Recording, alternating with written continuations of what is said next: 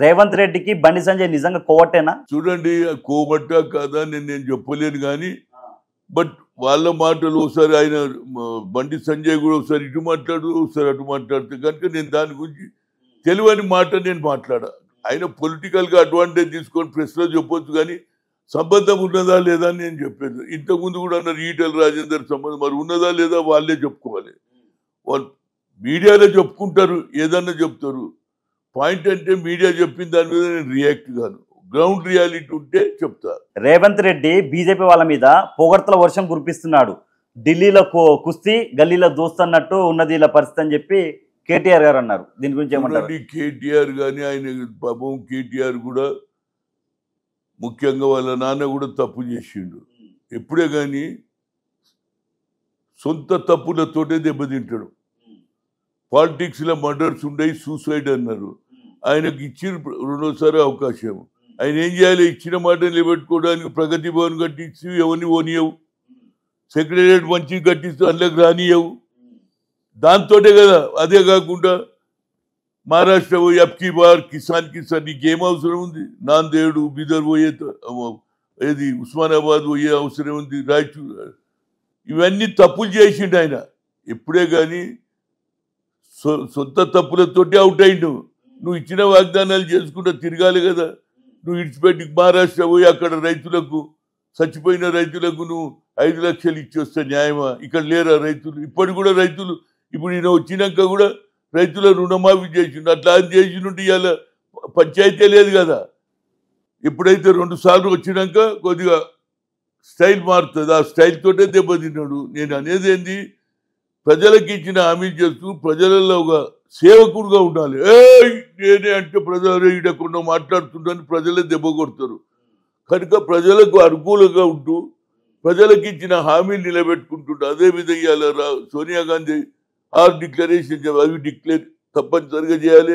అదేవిధంగా ఇవాళ ప్రజలకు ధరణి దాని మీద ఇవాళ దానిక కూడా సెటిల్ అయితే లేదు. నేను నా ఉద్దేశంలో ఆల్మోస్ట్ 3 months 4 months అవుతుంది ధరణి కమిటీ వేసి. ఇప్పటి కూడా తిరుగుతూనే ఉన్నారు. ఒకరి భూమి ఉన్నది ఒరిజినల్గా భర్త చచ్చిపోతే భార్య పేరు మీద ఉండాలి కదా, పక్కగా చేయలేదు, పక్కోనికి చేసేస్తున్నారు. భర్త చనిపోతే భార్యకు రావాలి కదండి.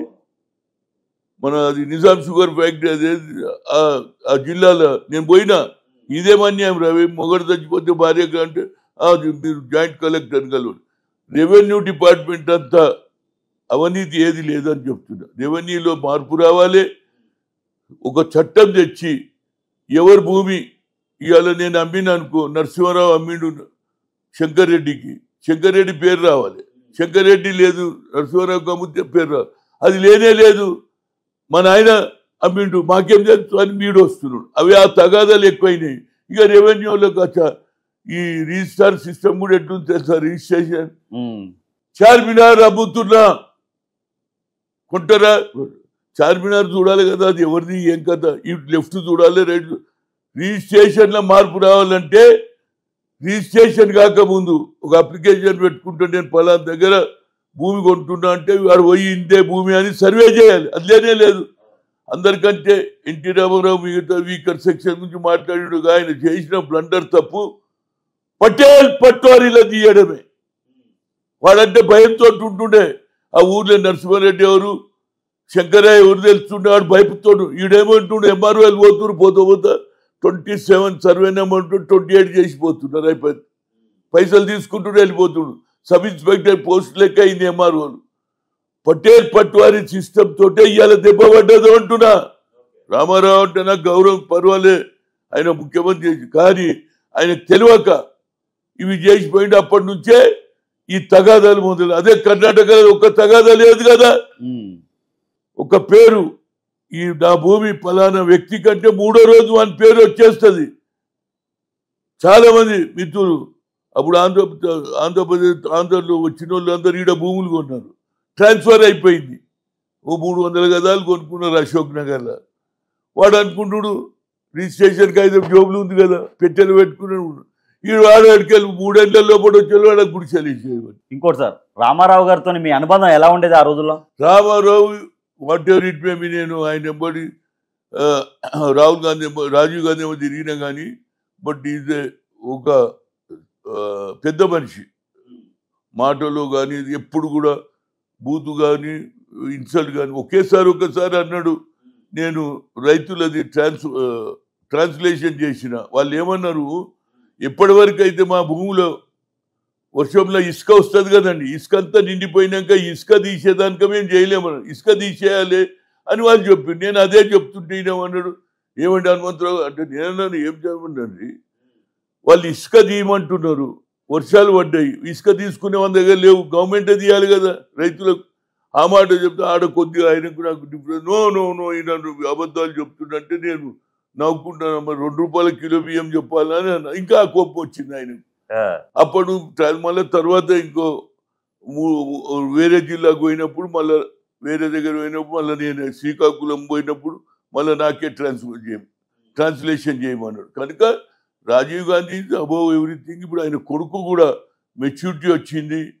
ఈ 4500 కిలోమీటర్లు మ్యారథాన్ వాకింగ్ చేసినాక ప్రజల సమస్య తెలుసుకున్నాడు. కాబట్టి ఆయన తప్పనిసరిగా ప్రజల భావాలు తెలుసుకున్నాడు, ప్రాబ్లం తెలుసుకున్నాడు, వాళ్ళ పైకి తేవాలనే ఆలోచన ఉంది. కాబట్టి కులగన జరిగితే రాజకీయంగా మా వాళ్ళు కూడా పైకి వస్తారు అనేది నా ఉద్దేశం. తెలంగాణకి పెట్టుబడులు వస్తున్నాయని కాంగ్రెస్ వాళ్ళు అంటున్నారు, కానీ కేటీఆర్ మాత్రం సర్కారు విధానంతోనే పెట్టుబడులు వెనక్కి వెళ్ళిపోతున్నాయి అంటున్నారు.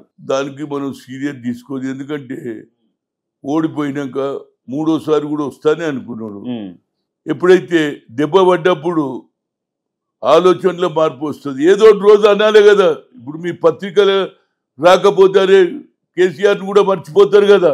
అందుగురించి వాళ్ళు ఏదన్నా రోజు అంటూనే ఉన్నారు. ఇప్పుడు ఇవాళ రుణమాఫీ చేసిండు, దాని గురించి చెప్పాలి కదా. మరి హరీష్ రావు రాజీనామా చేస్తా అన్నాడు, రుణమాఫీ అయిపోతే ఆగస్టు 15 లోపు చేస్తాడా? ఆయన చేస్తాడా లేదా, ఆయన సెల్ఫ్ రెస్పెక్ట్, ఆయనకు అభిమానం ఉన్నదా లేదా అనేది ఆయన మాట. చెయ్యాలా ఆయనని అన్నాడు, చేస్తా అన్నాడు. ఆయన ఆలోచన చేసుకోవాలి తప్పితే నేనెందుకు చెప్తాను. ఎందుకంటే ఆయన ఆల్రెడీ ఎమ్మెల్యే ఉన్నాడు, మళ్ళీ కొత్త ఎలక్షన్ ఎందుకు. ఆడికని రేవంత్ రెడ్డి చెప్పేసిండు, అరే నువ్వు సీఎం ఎత్తురుంటే నువ్వు రాజీనామా దానికి మళ్ళీ ఆయన ఏదో చెప్తాడు. కనుక ఈ కౌంటర్ అటాక్ల మీద నాకు విశ్వాసం లేదు. ఏదన్నా జనరేషన్ పైకి రావాలి. మనం ఎంతసేపటికి ఒకరిని తిట్టుకోవడం కొట్టే అభివృద్ధి చేసే పదంలో ఏది ఇండస్ట్రీ రావాలి, ఉద్యోగాలు రావాలని రేవంత్ రెడ్డి ఆలోచన ఉంది. అది కొనసాగితే బాగుంటుంది. దాంతోపాటు 6 డిక్లరేషన్ కూడా చేయాలనేదే సోనియా గాంధీ ఇచ్చిన మాట నిలబెట్టుకుంటుంది. తెలంగాణ ఇచ్చింది కాబట్టి ఎప్పుడు కూడా కాంగ్రెస్ ఇచ్చిన మాట నిలబెట్టుకోవాలనేదే నా ఆలోచన. సార్ ఇంకోటి సార్, పిసిసి అధ్యక్ష పదవి కోసం చాలా మంది సీనియర్లు ఎదురు చూస్తున్నారు. ఇప్పుడు మన మాజీ ఎమ్మెల్యే సంపత్ అయితేంది, మామూలుగా మన బలరాం నాయకు, మహేష్ గౌడు, చాలామంది పిసిసి పదవి కోసం ఎదురు చూస్తున్నారు. పిసిసి పదవి ఎవరికి ఇస్తే బాగుంటుంది, ఎవరికి ఇచ్చే అవకాశం ఉంది మీకు? చూడండి, నేను చెప్పేది బీసీకి ఏమంటున్నా, పేరు చెప్తలేను. అదేవిధంగా ఎక్స్పీరియన్స్ ఉన్నోడు, గతంలో ఎన్ఎస్ఐ యూత్ కాంగ్రెస్కి వెళ్ళి చేసిన వాళ్ళు, ఆర్గనైజేషన్ తోటి ఏమంటున్నా. ఇది పెరాగేట్ ఎవరిది ఉంటుంది, ముఖ్యమంత్రి అని ఎవరిని తెచ్చుకుంటాడు, తన సొంత మనిషిని తెచ్చుకుంటాడు. అది నాకు తెలుసు, అందరికి జగమేంటి. దాని మీద నేనేం కామెంట్ చేసినా. కానీ నేనేమంటున్నా, నువ్వు చేసిన అభివృద్ధి ఏదైతే రైతుల రుణమాఫీ కానీ, రేపు మహిళలకు ఇచ్చే 2500 కానీ, ప్రజలకు ప్రచారం చేసే కెపాసిటీ కూడా ఉండాలి కదా నాయకుడు అనేవాడు. అటువంటి వాళ్ళని తెచ్చుకుంటే లాభం. నన్ను అడిగిండ్రు, నేనన్నా ఉమ్మడి రాష్ట్రానికి నేను పిసిసి అధ్యక్షుడున్నా, నేను మళ్ళీ ఈ చిన్న రాష్ట్రాన్ని నేను ఉండలేను అన్నా, ఎవరికో ఇవ్వన్నా. నేననేది ఏంటంటే, నాకు పలుకుబడి కేంద్రంలో ఉన్నది, రాష్ట్రాలలో ఉన్నది. రాహుల్ గాంధీని ప్రధానమంత్రి చేయాలనే నా చివరి కోరిక. నాకు పదవి ఇస్తారా లేదా తర్వాత వదిలేయి. నేనేం అడుగుతున్నా, కష్టపడే పోస్ట్ అడుగుతున్నా. ఏది చైర్మన్ అయితే ఒక కారు వస్తుంది, 2 పోలీసు వాళ్ళు ఉంటారు, నీళ్ళు ఇచ్చేటారు. నాకు ఇది కాదు, నా జీవితాంతం పనిచేయాలని. నాకు ఇందిరాగాంధీ ఉన్నప్పుడే వెంకటరామరెడ్డి నువ్వు క్యాబినెట్లో జాయిన్ కమ్మన్నాడు. No I don't want to join, I work for party అన్న. ఇందిరాగాంధీకి డిన్నర్ ఇచ్చిండు, డిన్నర్లో కల్పించిండు, ma'am this boy I was requested to join in cabinet, ఈ రిఫ్యూజ్ అంటే ఇట్లా భుజం తట్టింది Indira Gandhi. That is my character. నేను ఎప్పుడు కూడా ప్రజలలో ఉంటా, పేపర్ చదువుతా, పొద్దున్న ఎక్కడ అన్యాయం జరిగిందో తెల్లారి వెళ్ళిపోతాడికి, పోలే అక్కడికి. హాజీపూర్లో 3 అమ్మాయిల మీద రేపు చేస్తే పోయినా వారికి శిక్ష ఇచ్చిన 4.5 ఏళ్ళు అవుతుంది. హైకోర్టు అప్రూవల్ ఇస్తలేదు. ఇంతకంటే అన్యాయం ఏమున్నదండి? దానికి నేను రమణ గారు చీఫ్ జస్టిస్ కూడా లెటర్ రాసిన.